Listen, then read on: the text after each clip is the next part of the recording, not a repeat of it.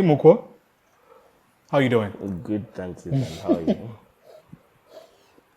You know, what I find really interesting about you is how you have this persona of wanting, when you're speaking to someone, like on a normal day, gives off very 9 to 5. But in actual sense, you're very playful. You're very direct, like, yes, let's do this. Where does this come from? Is it something that you train yourself to do, or is it just naturally who you are? I think it's naturally who I am. Yeah, that's just me as a person. Okay. I know how to maintain composure. I can see that. Yep. So, Angiro, tell me more about yourself. I see these days you're very much into the entertainment scene, but you're newly graduated, by the way. What did you major in? I majored in cybersecurity. Okay. Yeah, I graduated in December last year. Yeah. That's interesting. So, why take a different route from cybersecurity into the entertainment scene? I would say I'm passionate about entertainment. I love to see people happy. I love to see people have a good time. And somehow, in one way or the other, I put it up as an extra. And it somehow became my other source of income. So, and it's been nice because, I mean, if I'm paid to look at people happy, give them experiences, why not? Working. I heard you're a planned kid, so I'm surprised that you like to work. Are you a planned kid? Or do you you categorize yourself in that? I don't even know who came up with this term. Ugandans would just... I would like to believe we're all planned kids, right? Our parents planned to have us. So what's this ideology of, planned kid? Well, do you think you're a planned kid yourself? It depends. If being planned is living a comfortable life from the time you're born, then definitely. That's some low-key shade. So let's straight dive into the entertainment scene, because that's quite broad. You are a promoter, I would like to believe, or how would you like to categorize yourself as? I don't know how I would brand myself right now as Angiro, but I own Enjoyment Inc. Enjoyment Inc. is an entertainment company that has collaborations with various venues where we do events and throw experiences for our clients. So, yeah, I would say something like that. Okay. And how long have you started? Did you do this while you're still at uni, or is it fresh out of, graduating? The first event I would say we tried throwing was in my form for VAC. Interesting. Yeah, I remember Air Lounge. Yes, I remember that place. Back that side. We had an event at the end of VAC that was called Tutigale. Okay. With a few friends of ours, and we're just on the promotion side of it. After that, everything went mute till I got done with uni, and during my uni days, I'd met so many people, and everyone kept on telling me, you can give this a try and see. And yeah, so far so good, because we're now this first September 2nd, we started in March. And officially, like as a business, as Entertainment Inc.? Yeah. Okay. Yeah, the second week of March. But the tryouts trace all the way back to high school, like you said, Form 4, Yes. which is very interesting. Yeah. So, well, for someone out there who's just wondering, let's just say you're a promoter, right? Getting into the game as young as you are, I don't want to specify what age exactly, but if you're fresh graduate, of course, you're quite young. And how intense the Ugandan entertainment scene is. What are some of the challenges, or what expectations did you have before getting into the game? And also, did you have any expectations, and what has been your experience so far being in the game? If there's something I feel like I was supposed to be taught earlier, you know how when you're still like, if you're going out to events, you're going to go to this event that is properly packaged, there's a good number of people, you're going to have a nice experience. Now, what revealers don't know is what the guys in the back go through to have a very, very proper event that is going to go through. Now, that is something I didn't know. I had to learn the hard way. There are days when you put in a lot of work, 3 weeks, 4 weeks, bury your heads down with the team, try and make things happen. And yeah, the event is going to go south. It's bound to happen, yeah. You're just going to have to brace yourself for that. And that is something I'd not prepared myself so much for. I remember it was the second, third event, something like that. Mine was bad. And I reached a point and I was like, is this what I'm really signing up for? Yet I have options to run back to. You get it? But at the end of the day, I braced myself and I'm like, you know what? I'm not going to stress myself. If the day is good, it's good. If it's bad, we go ahead. So how do these people who own this, because I think you work at one of the top spots around Kampala, how is a young guy like you able to convince these owners that you can actually hold a night? It takes back to your ability to network. You understand? Because when I talk to you, Ethan, or I talk to David or someone, or you get, I'm very, very good at convincing. I would convince you to break a bank. Okay. Yeah, and you do it. So I knew the owners of these places way before, but it wasn't something I used to, give my attention to. And when I pitched it to the owners, they were welcoming, and they were like, "Oh yeah, we're gonna give you this day. You can pick out the venue you want to work with." And I picked out what I thought would work for me. And yeah, so far so good. We thank God. Okay. Yeah. So it doesn't have to seem like anything like nepotism that someone put you there before you got into these spaces. It was all your networking from day one. To a certain extent, Okay. It's a mix of both. definitely. Okay. Because there's definitely someone that is going to pitch for you. You understand? Me, when it comes to my story, I go back to, Sheila Gashumba. Very amazing lady. If it wasn't for her to pitch at a certain level for me, Okay. it wasn't going to happen. Should we say she's on a paved way for you, for starters? To a certain extent, Okay. yes. I would give her like a 80%, Okay. extent. I feel like, she's someone that if she sees the potential, she's going to push you hard and you're going to achieve what you want. So I really thank her for that. Okay. We're giving people their flowers on the show today. I love that for you. But it's a very interesting space because so many things happen in the nightlife. Definitely. There's something that I heard, do not know how true it is. When the so-called ballers are sending for bottles, apparently, do not know how true this is, but I've heard they will initially order for maybe one bottle, and then they'll have 7 other dummy bottles coming along with the servers. Is this really a thing? Is this part of the showbiz? How does this work? It hasn't happened with me, I would say. Okay, but you've seen it happen. Okay. I've seen it happen where someone will order one 1942, they'll bring 4, put them down there. When the whole Dorime thing and what gets done, the bottle girls take them back and then leave one. So how don't people notice this happening? Because it's an open space. I'm sure people can see some bottles are going You're back. busy. You're busy on your table. You're dancing. Everyone is You're having lit, fun. yeah. You understand? It's only the bottle girls and probably us that know that we are taking those back. But it's all about the showbiz business. How does it work for a bar owner if you're taking back those other bottles? I mean, you should be making those exact sales. Why are we faking sales? Let me tell you something. If you were my client, you're a bowler, you're giving me the bread. Even if you told Bread for me, one bottle. But I want to show off like I'm doing 5.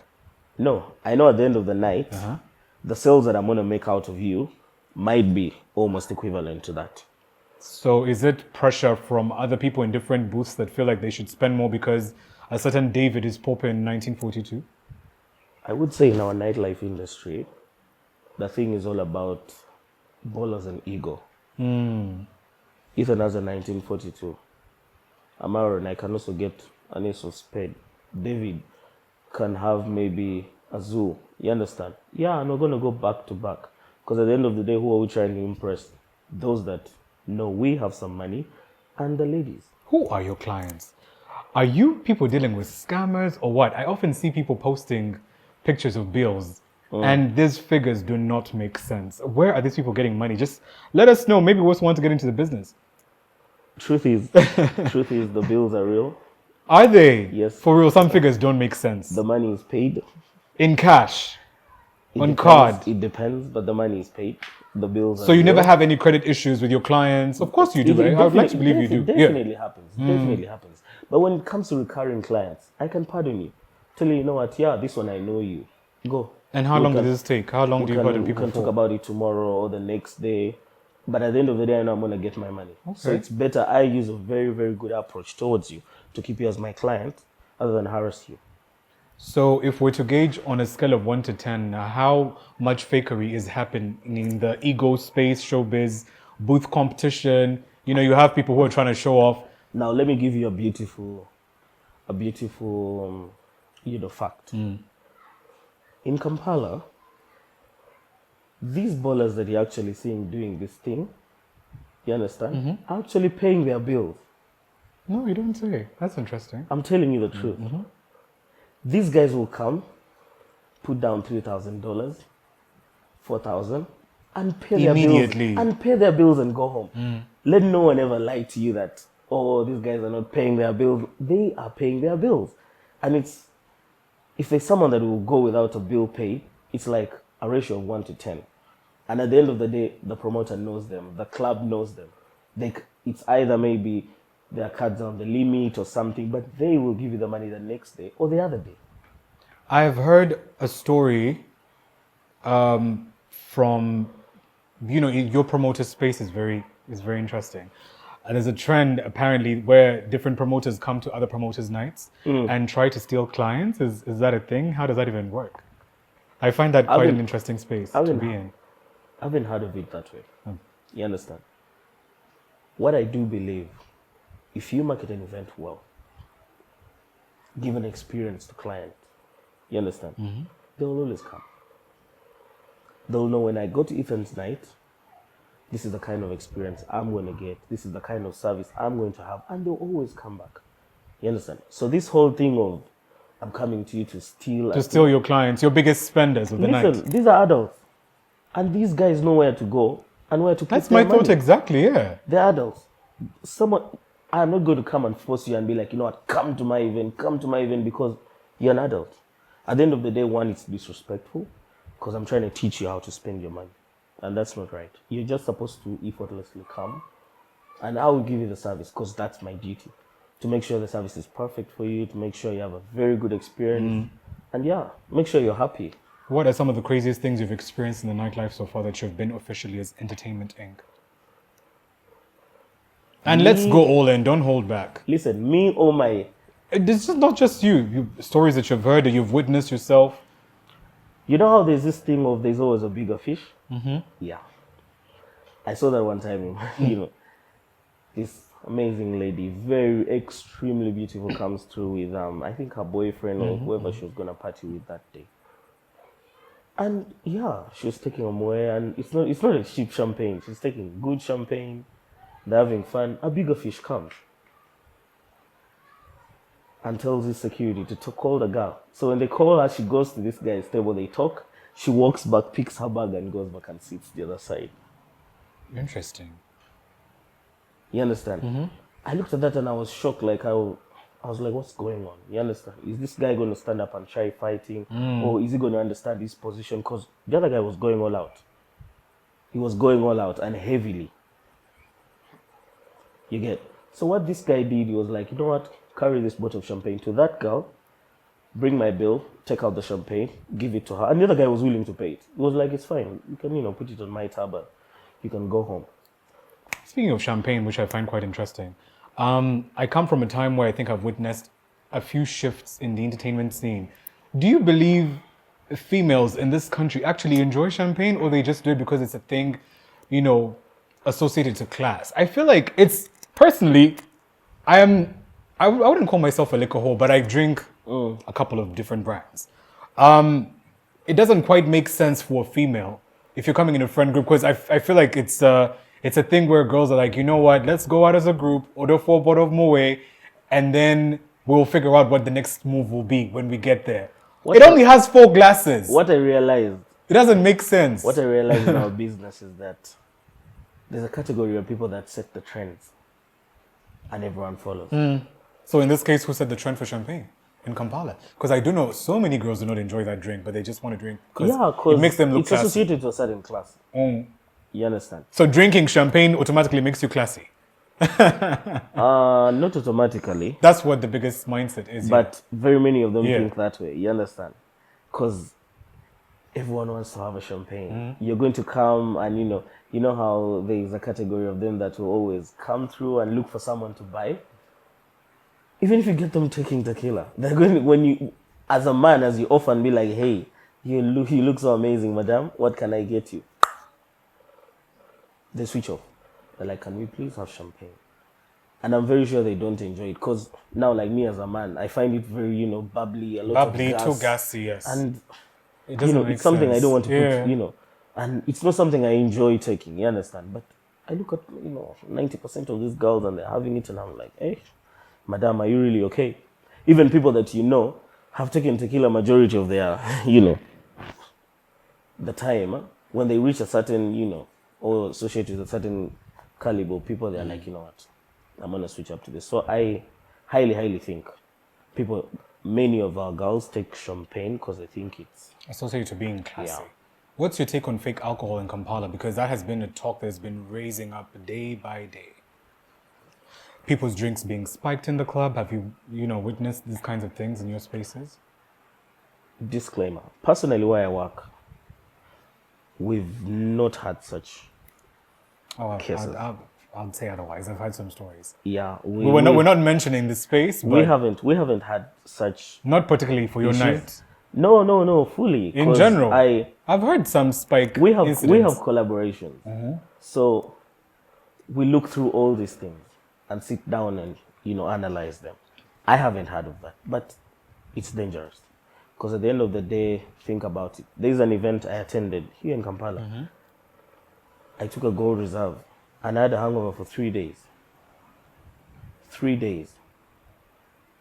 After that night, the next day I was still drunk. Then now the hangover kicks in. That's not typical of a gold reserve to do that to you. I'm not going to talk about the event, but those that went know. Like one spot I know in Kisamenti that has a Thursday situation. What is going on in that space? I don't know what you're talking about. Well, I mean, but yeah, it's quite sad to see that people are going an extra mile to want to have the lavish lifestyle and still not get authentic alcohol. That's a conversation I think you as promoters need to tap into with the owners. I feel like the challenge where I would say I'm buying a bottle of gold reserve at retail at 220, 250,000. I'm selling it to you at 550. But I know the 250 is from an authentic source. What does it take for me to keep that supplier that is actually going to give my clients genuine stuff? Other than running to someone that is going to give me a 170, 150, 160. And you guys are going to get messed. So it takes us back to the kind of greed that is also around. You understand? And these suppliers know what they're doing. They know what they're doing.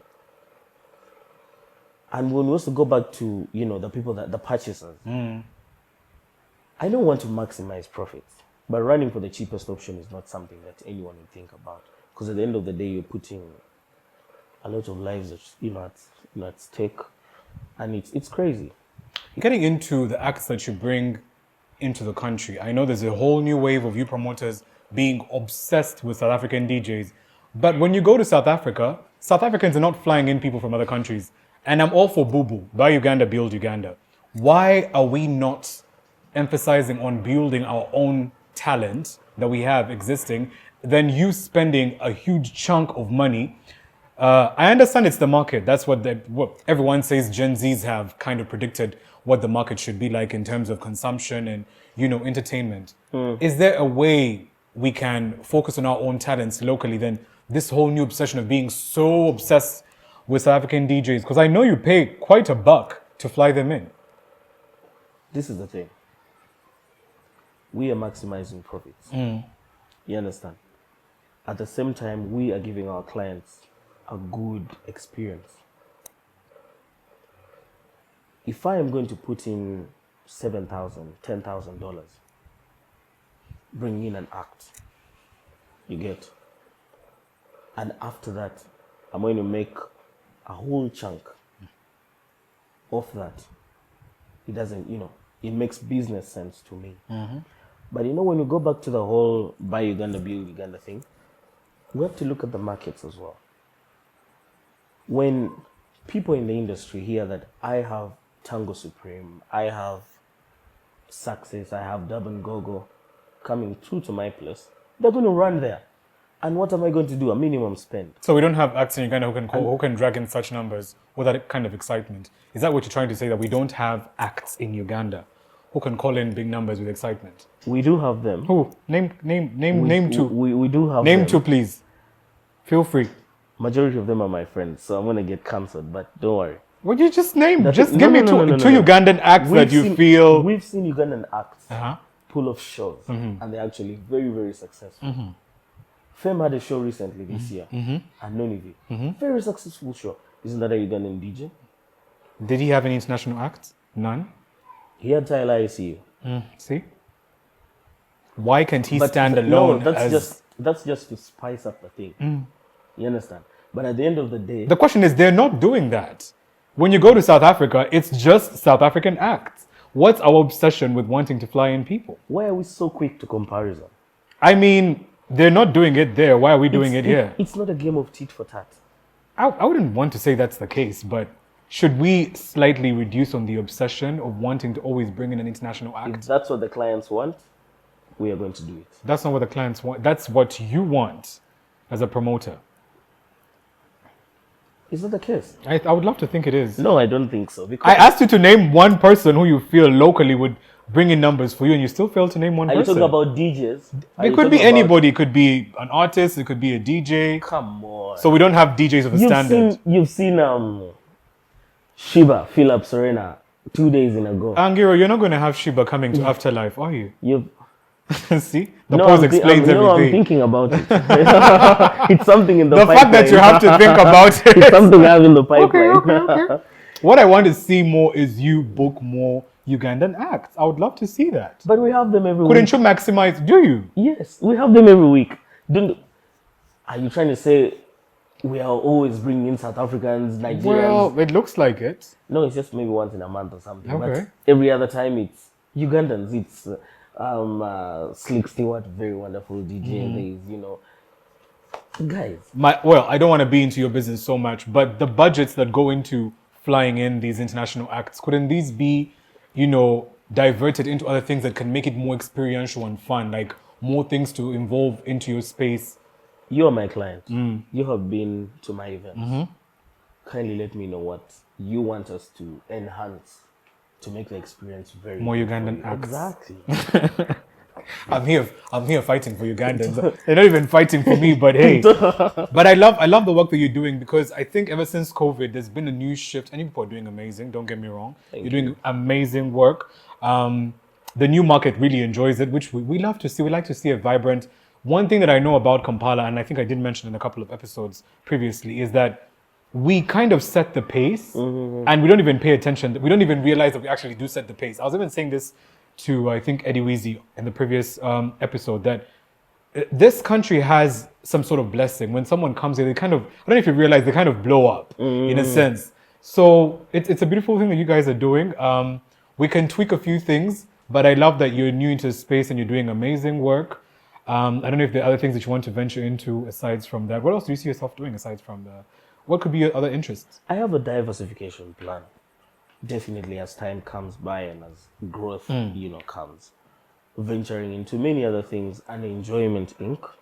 Yeah, and then also facing my professional world. Okay. Yeah. So is Enjoyment, do you see yourself, Enjoyment Inc., venturing into concert settings or doing festivals? Definitely, we have something cooking in December. Okay. Yeah. All right. Yeah. I'm looking forward to another big international act again. Extremely. Oh my days. Better be Rihanna. Let's get into your friend's space.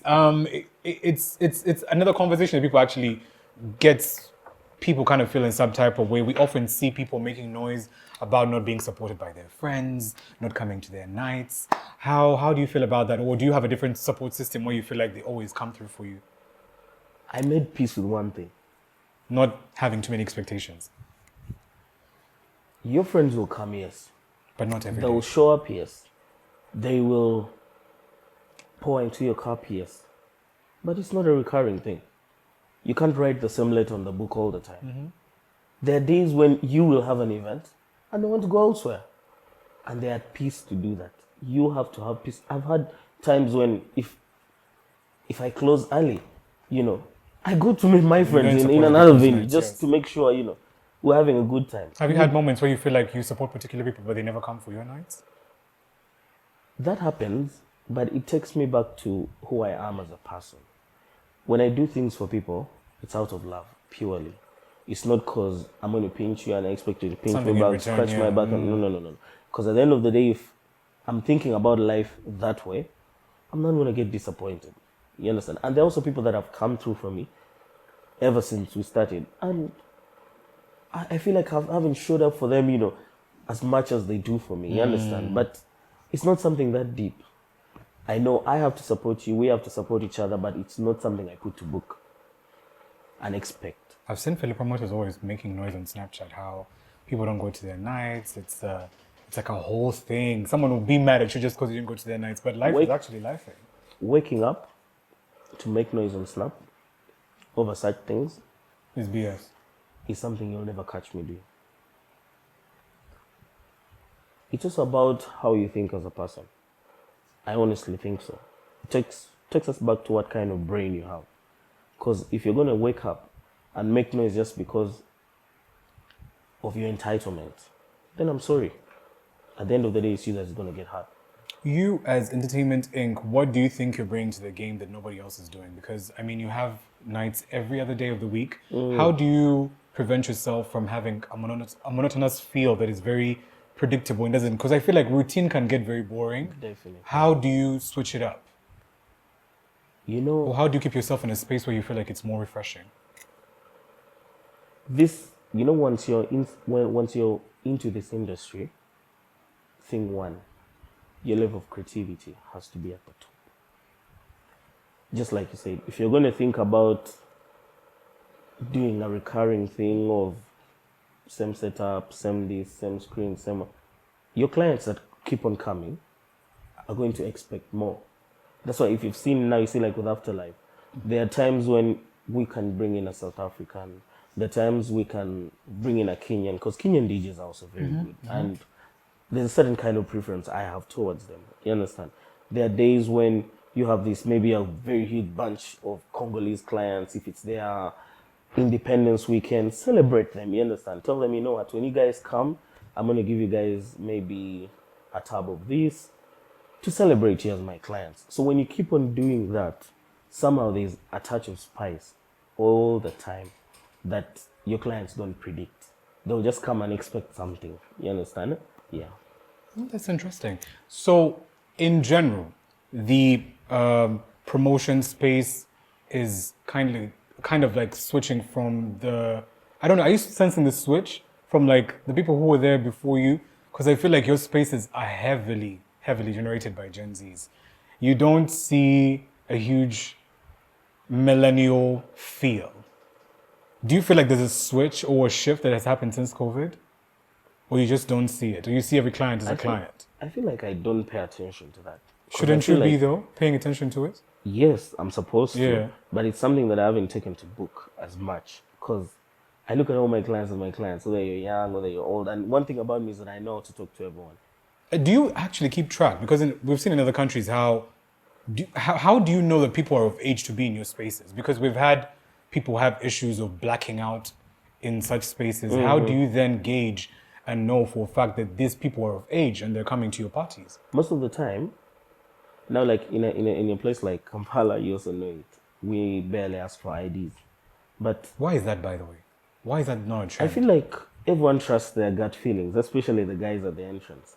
If they look at you and they feel like you're of age, you're going to enter. Now, a person like me, when I was 16, 17, I already looked 18 because I was way bigger, from the time. So I remember back in the day, it used to be Kenjis, who used to have these brown bouncers. They would look at you from a distance and, chase your way. Yeah? I would always go and then, I would pitch for my friends. I'd be like, this one, this one, old, this one, this one. And they were way underage. I feel like now the thing is, and there's also a group of older people that look way young. Yeah, and I've experienced definitely. it. I've experienced it before, where a client is told you're not going to enter because you're below age. They pick out their passports, their national IDs, and you really see, okay, this man is 24 or something. But the bouncer is going to tell you, you know what, boss. You're not accessing this. And at the end of the day, you have to respect their department. So do you vouch for the places that you work for to maintain that you have people of age in your spaces? Definitely. Okay. Definitely. There's no way we're going to let in someone that it's actually supposed to be 21. So why don't we just bring back the strictly ID check into these spaces? Why has it been ignored entirely? It's going to be hard. Why? Why is that? You see, Does it go back to just the bar owners wanting to make a quick buck? They don't care how old you are? It's not about that. Yeah, it is kind of is. If you don't want to, put that rule, it gives we just want to make sales. We don't care about age as much. But if you went inside an event and you looked at maybe 200 people having a good time, I kid you not. Out of the 200, maybe less than 5 are underage. Yeah, less than 5. And the rest are actually supposed to be there and having a good time. Man. What's your biggest sign of someone having low self-esteem? In what aspect? In your space. I've seen, I don't know, it's just my opinion. You see, Please tap into it.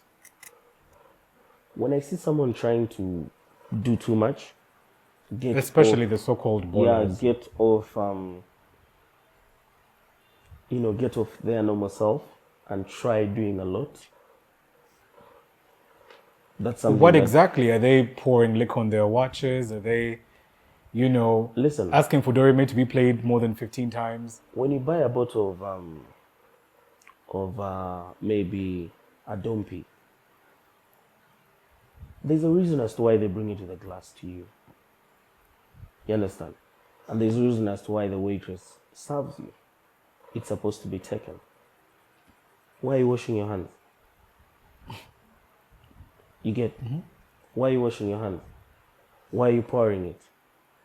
I've had times when clients come, order bottles, do this on champagne, pop. There's people around, you're messing up their hair. There's other people Yes. there.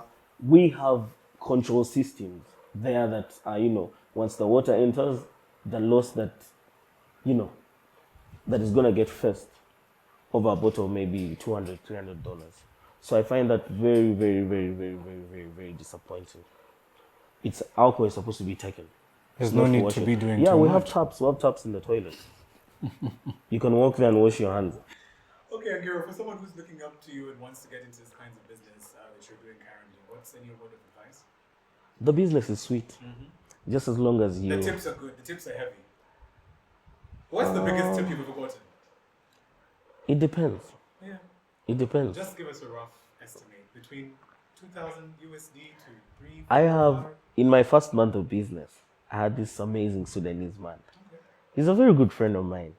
Now, I met him in March. So around the time was my birthday week. So he comes to my event. How have you been? He was alone. So he tells me, no, come and keep me company. So I sat with him. Oh, we're having a good time. We're chilling. And then he tells me, hey, you said it was your birthday this week. I was like, yes. So when he was leaving, he left earlier than me. He just picked money like this and just put it in my hand. And it's typical. If someone gives you that money, you don't count it. You just put it in your pocket. So and you waited until you got back home? I know I waited, and when I went to my car, I counted it. How much was it? It was good money, trust me. 1K, 2K? It was good money. Yeah, it was very, very good money. So I was like, hey, is this what I'm actually signing up for? If, this is it as a... Generous clients. Yeah. Oh, yeah, they actually... And, I realized something. In the nightlife space, if you use it well and you network well, you can get rich there. Okay. You can get rich there because you're going to associate with all sorts of people. You see, the difference is these guys that get intoxicated and get happy, it's very easy for me to easily blend with you. Other than when we're in church and I just come and stand up and be like, hey guys, I don't have lalala. I've seen situations where someone will honestly walk into a random David and be like, you know what, David, I've also come to listen to good music, have a good time, but I don't have money. And David's going to be like, please, have a seat, get a cup, let's drink. At the end of the day, I'll give you 100,000 shillings. Is that enough to take you home? He has had a good time. I've had a good time with his company, you get it? And at the end of the day, that is it. So I feel like there's a lot of love there. Put aside, definitely. Yes, put aside, definitely there's always war back and forth and what, but there's a lot of love that people have there. That, Aside from people who want to come and tap on people's drinks on every table. Don't encourage people to do that because we have those situations. There's a particular group of boys that I know in a night, they'll go to like 5 spaces tapping people's drinks. What's your I know you know some. They're sharing happiness with you. Sharing happiness. Yes, they are. Always tapping in and contribute. Come on, don't be shy. I know you know these people. I don't need names, but it's annoying when you keep seeing, and it's, I don't know if that's a talent or it's like a profession of sorts. Like what do they call them? What's the word in Luganda? Is it Bakumi Balu Seki, right? They go hyping up. So is this actually a thing where like big spenders or rich men, is it like they boost their ego to be around people who hype them up? Is that a thing? Does it go hand in hand? Let me tell you something. There is nothing as sweet in the ears of a man like very amazing compliments. Is it? Hey. And if he has money, as long as you know how to talk to him, you will make that money. So, do you have situations where you know there's a big baller coming in and you know your guys who are good hypers and you're like, go to that table? We definitely have those. What? Yes. So, are they like on a payroll of sorts? Are they like, how does this work? It depends. You have to be very respectful with the client. Oh my days. Hi, Mr. Ethan. Are you coming alone? You have a table of what? There are those people that come and be like, I'm alone, you get, huh? And sometimes these guys already know them. So you can be like, Omgaga Ofe, Omgaga Wango Mulunji, and the guy is like, So those come boys and only sit. leave to get lit. They don't get, like any sort of like, transport or some, facilitation of sorts. I don't know, how does it work? Personally, when I get drunk and I have cash, I give it out. Okay. To whoever speaks well to me. You've heard it from the man himself. So when you see him out,